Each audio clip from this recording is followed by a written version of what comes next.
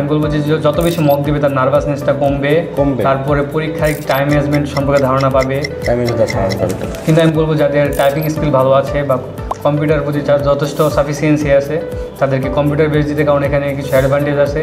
সবচেয়ে বড় অ্যাডভান্টেজ হলো তার যদি যে কোনো একটা মডিউলে খারাপ হয়ে যায় সে সেটা রিটেক দিতে পারবে। আচ্ছা, এক্সাইটেড ছিলাম এবং কনফিডেন্ট ছিলাম, কারণ আমি জানতাম যদি আমি নার্ভাস ফিল করি আমার এক্সামটা ভালো হবে না, আমি আমার ফুল ক্যাপাবিলিটি শো করতে পারবো না। আমাকে 2 দিন আগে মেল করে জানানো হয় যে আমার স্পিকিংটা থ্রু ভিডিও কল হবে।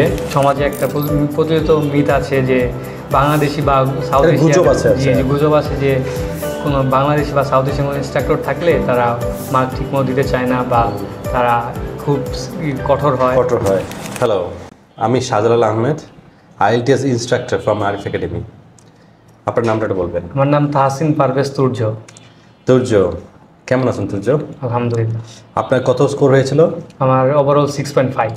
কংগ্রাচুলেশন। সো তুর্য, আমরা শুরু করার আগে কিছু জানি আপনার ব্যাকগ্রাউন্ড ব্যাপারে এবং IELTS জার্নির ব্যাপারে। আপনার ব্যাকগ্রাউন্ড ব্যাপারটা বলবেন? আমি 2023 সালে আমার হায়ার সেকেন্ডারি এক্সাম শেষ করি। আমার কলেজে থাকা অবস্থায় আমার ইচ্ছা ছিল যে আমি হায়ার স্টাডিজের জন্য আমি বাইরে যাব, এবং সেই অনুযায়ী আমি গত 3 মাস আগে আমার IELTS প্রিপারেশন শুরু করি এবং এক্সাম দিই গত মাসের 23 তারিখে। ওকে, আমরা একটু মক টেস্ট এক্সপিরিয়েন্স নিয়ে একটু কথা বলি। আরিফ একাডেমির মক টেস্ট দিতে আপনার কেমন লেগেছিল? প্রথমে আমি বলবো যে আমার স্পিকিংয়ের প্রিপারেশনটা খুবই অগোছালো ছিল, যেহেতু আমার কোনো পার্টনার বা ইনস্ট্রাক্টর ছিল না, কারণ অন্য মডিউলের জন্য যেন আমি বিভিন্ন AI টুল ইউজ করতাম। সেক্ষেত্রে স্পিকিংয়ের জন্য পার্টনার বা একজন ইনস্ট্রাক্টর খুবই অফ ফিল করতাম। সেক্ষেত্রে আমি খুবই পিছিয়ে ছিলাম স্পিকিং ক্ষেত্রে। তারপরে আমি যে আরিফ একাডেমি আপনার কাছে আমি ভর্তি হয়ে একদম প্রথম মক দিই, এবং তারপর যখন আপনি ফিডব্যাক দেন আমাকে বলা হয় যে 3টা রিভিশন ক্লাসে করার জন্য এবং বাকি 3টা মক দেওয়ার জন্য।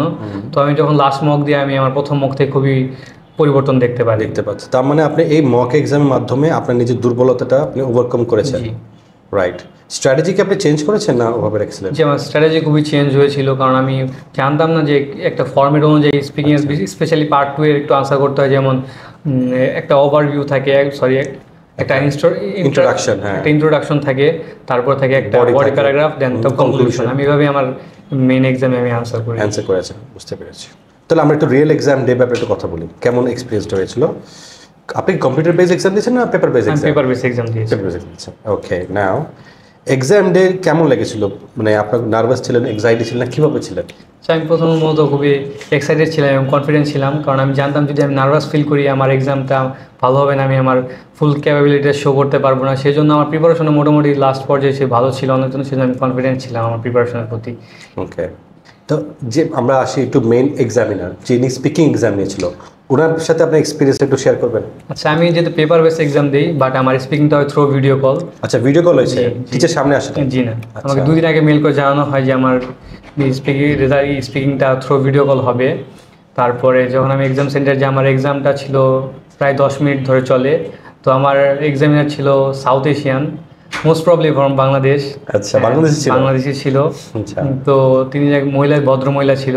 তো আমাদের সমাজে একটা বিশেষ করে সমাজে একটা প্রচলিত মিথ আছে যে বাংলাদেশি বা সাউথ এশিয়ান গুজব আছে যে কোনো বাংলাদেশি বা সাউথ এশিয়ান কোনো ইনস্ট্রাক্টর থাকলে তারা মার্ক ঠিকমতো দিতে চায় না বা তারা খুব কঠোর হয়। তো যখন আমি আমার রেজাল্ট পেয়ে আমি এক্সাম দিয়ে বের হওয়ার পর আমি তো খুবই দুশ্চিন্তায় যে আমার এক্সাম কেমন হলো বা আমার স্কোর কেমন আসবে। কিন্তু অতঃপর যখন আমি আমার রেজাল্ট পাই আমি দেখি না আমি ভালো করে ছিলাম। তাহলে এই মিথটা মানে এই গুজবটা মিথ্যা ছিল? জি, একদম রাইট। ওকে, আচ্ছা আপনি একটু কথা বলি, স্পিকিং আপনার কি টপিক ছিল? সেই স্পিকিং আমার কিউ কার্ড ছিল describe a friend from different culture, example a friend or a teacher. Friend or teacher, okay. G G, okay. So এটা কেমন পরীক্ষা দিয়েছিলেন? জি, আমি পুরো টাইম ধরে ফ্লুয়েন্ট ছিলাম, যথেষ্ট আমি ইনফরমেটিভ আনসার দিয়েছি। Very good. যতটুকু পেরেছি আমি হাই ভোকাবুলারি ইউজ করেছি এবং সব কিছু বজায় রেখে আমি আনসার করেছি। নাও অ্যাডভাইস ফর আদার স্টুডেন্টস, বাকিদের জন্য একটা পরামর্শ।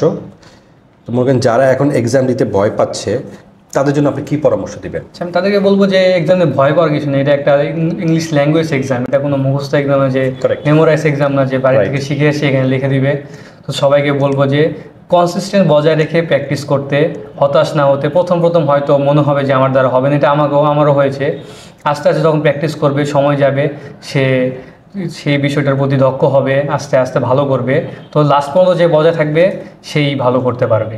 আর বেশি বেশি মক দেওয়ার চেষ্টা করবো। ওকে, মক, তার মানে মক টেস্টটা খুব জরুরি আপনি মনে করেন? জি আমি অবশ্যই, কারণ যত বেশি মক দিবে তার নার্ভাসনেস, এটা খুব একটা বিষয় যে অনেকে এক্সাম হলে গিয়ে প্যানিক করে বা নার্ভাস হয়ে যায়।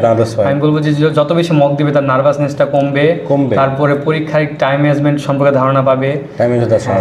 আপনি তো পেপার বেসড টেস্ট দিয়েছেন, এটার সাথে কম্পিউটার বেসড টেস্ট একটা ভালো ডিফারেন্সটা বলবেন? আচ্ছা আমি তো পেপার বেস দিয়েছিলাম কারণ আমি কনফিডেন্ট ছিলাম যে আমি পেপার বেস দিলে ভালো করতে পারবো, সেই কনফিডেন্স জন্য পেপার বেস দিই।